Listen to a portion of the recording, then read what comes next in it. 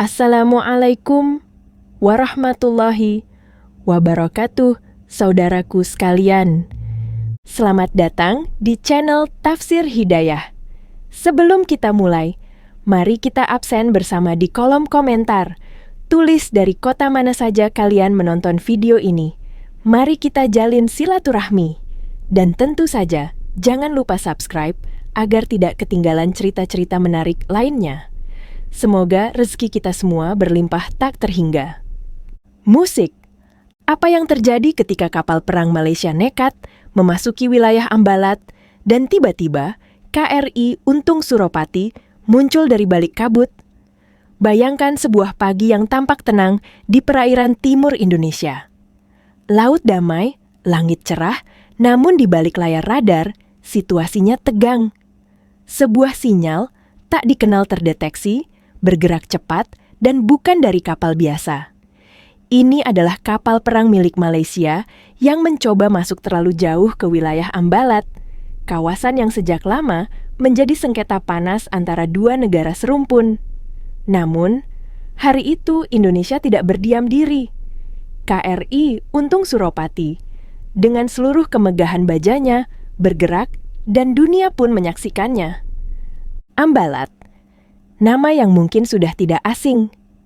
Di balik nama itu, tersimpan cadangan minyak dan gas alam senilai triliunan rupiah. Wilayah ini terletak di Laut Sulawesi dan berbatasan langsung dengan Sabah, Malaysia. Meskipun terlihat sepi, Ambalat adalah salah satu titik paling sensitif di peta maritim Asia Tenggara.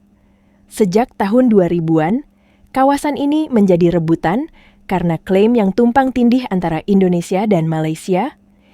Jika kamu berpikir konflik perbatasan hanya bisa diselesaikan dengan senyum dan jabat tangan, kamu salah. Di laut, diplomasi diwujudkan dalam bentuk kapal patroli, radar aktif, dan kesiapan untuk menembakkan rudal. Ketika kapal di Raja Malaysia mendekat terlalu jauh, KRI Untung Suropati tidak ragu bergerak cepat dalam formasi siaga tempur. Komunikasinya disiarkan secara taktis. Keluar sekarang, atau kami paksa kalian keluar. Tidak ada basa-basi. Tidak ada toleransi bagi mereka yang melanggar kedaulatan bangsa. Yang lebih mengejutkan, operasi pengusiran ini dipimpin langsung oleh Laksamana Tejo Edi Purdiatno, Kepala Staf TNI Angkatan Laut saat itu. Beliau tidak hanya mengamati dari balik monitor di Jakarta, tetapi langsung terjun ke lapangan. Dengan langkah berani itu, Laksamana Tejo menunjukkan bahwa TNI AL adalah benteng kedaulatan yang siap melawan siapapun yang mencoba mengusik. Banyak negara mungkin akan memilih diam demi menjaga hubungan diplomatik, tetapi Indonesia memilih jalan yang berbeda, yaitu tegas namun elegan. Tidak ada peluru yang dilepaskan, tidak ada bentrokan fisik. Namun, pesannya jelas, ini wilayah kami, dan kami tidak akan membiarkan 1 inci pun dicaplok. Dalam hitungan menit, kapal di Raja Malaysia mundur perlahan. Sebuah kemenangan senyap tanpa pertumpahan darah, tetapi penuh makna.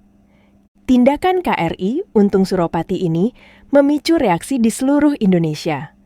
Media nasional dan internasional kembali mengangkat isu Ambalat yang selama ini dianggap dingin. Publik diingatkan kembali bahwa kedaulatan tidak bisa ditawar-tawar. Di sisi lain, Malaysia sendiri geger. Pemerintah negara bagian Sabah bahkan memprotes keras tindakan pusat di Putrajaya, menyalahkan PM Anwar Ibrahim karena dianggap terlalu lemah. Krisis internal di Malaysia memanas, bahkan ada pihak yang menyerukan otonomi penuh untuk Sabah. Insiden patroli laut ini berubah menjadi drama politik nasional di negara tetangga. Ini mengingatkan kita pada ketegangan Ambalat di masa lalu. Pada tahun 2005, situasi hampir meledak menjadi konflik terbuka. Namun hari ini, Indonesia jauh lebih siap. Modernisasi alat utama sistem senjata membuat armada laut kita tidak main-main. KRI Untung Suropati misalnya, dilengkapi dengan radar canggih, senjata berat dengan kendali tembak digital, dan sistem navigasi cepat. Teknologi radar terbarunya memungkinkan deteksi kapal dari jarak puluhan kilometer dengan akurasi nyaris sempurna. Kapal ini bukan sekadar kapal biasa, ini adalah perisai bergerak milik bangsa Indonesia yang siap bertempur dan menang. Penting untuk dipahami bahwa kedaulatan bukan hanya soal garis di peta, ini soal martabat dan harga diri bangsa. Setiap jengkal laut yang coba diklaim adalah tamparan bagi seluruh rakyat Indonesia. Dan ketika kapal asing masuk seenaknya, TNI Angkatan Laut harus berdiri paling depan.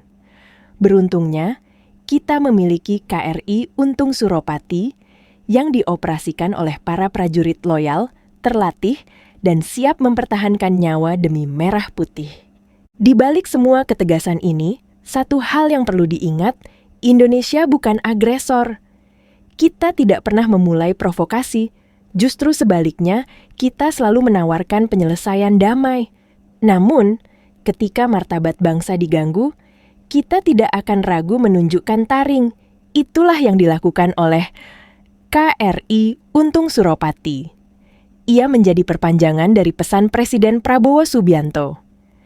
Indonesia tidak pernah takut, Indonesia tidak akan mundur. Presiden Prabowo dikenal sebagai sosok yang berani, tegas, dan memiliki visi pertahanan yang kuat. Beliau menyatakan dengan jelas bahwa Indonesia tidak akan berkompromi jika menyangkut kedaulatan. Pernyataan ini bukan sekadar retorika politik, melainkan sinyal bahwa diplomasi dan kekuatan militer Indonesia kini berjalan seimbang. Dalam dunia internasional, ini disebut sebagai strategi deteren aktif, di mana kekuatan militer digunakan untuk mencegah niat jahat pihak lain. KRI Untung Suropati adalah wajah dari strategi itu. Kapal ini tidak melepaskan tembakan, tetapi keberadaannya saja cukup membuat lawan mundur. Konflik Ambalat bukanlah insiden kecil atau kebetulan. Ini adalah bagian dari uji coba batas, di mana satu negara mencoba melihat seberapa jauh bisa menekan Indonesia. Tetapi, hari itu jawaban kita jelas. Tidak sejengkal pun wilayah akan dilepaskan. Hal ini seharusnya menjadi pelajaran, bukan hanya bagi Malaysia, tetapi juga bagi negara lain yang mungkin mengincar perairan kita yang kaya potensi. Dengan posisi geografis Indonesia yang strategis, gangguan seperti ini bisa muncul kapan saja.